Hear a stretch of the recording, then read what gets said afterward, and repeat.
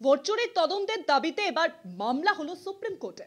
ভুয়ো ভোটার সংক্রান্ত মূল অভিযোগ এনেছেন লোকসভার বিরোধী দলনেতা রাহুল গান্ধী। ভোটার তালিকায় কারচুপির অভিযোগ আনেন বিরোধী দলনেতা।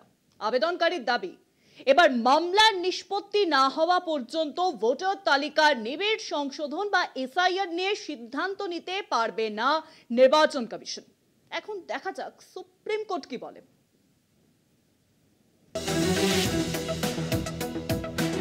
শীর্ষ আদালতে ভোট চুরির অভিযোগ এনেছেন লোকসভার বিরোধী দলনেতা রাহুল গান্ধী। মূল অভিযোগ নির্বাচন কমিশনের বিরুদ্ধে। এবার সেই অভিযোগের তদন্তের দাবিতে মামলা হলো সুপ্রিম কোর্টে।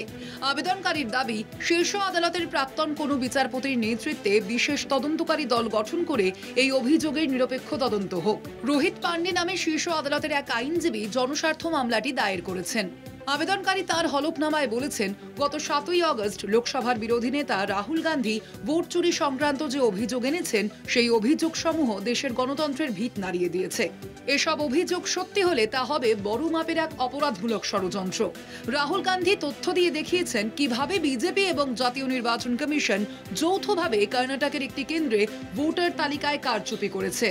হলফনামায় একই সঙ্গে দাবি করা হয়েছে, এই অভিযোগের নিরপেক্ষ তদন্ত না হওয়া পর্যন্ত এসআইআর নিয়েও চূড়ান্ত সিদ্ধান্ত নির্বাচন কমিশন গ্রহণ করতে পারবে না, সেই নির্দেশ দিক আদালত। প্রসঙ্গত, ভোটার তালিকায় কিছু ত্রুটি যে রয়েছে সেটা মেনে নিয়েছে নির্বাচন কমিশনও, অথচ কমিশন এখনো রাহুলের ভোট চুরি অভিযোগের পয়েন্ট টু পয়েন্ট জবাবও দেয়নি। কলকাতা টিভি।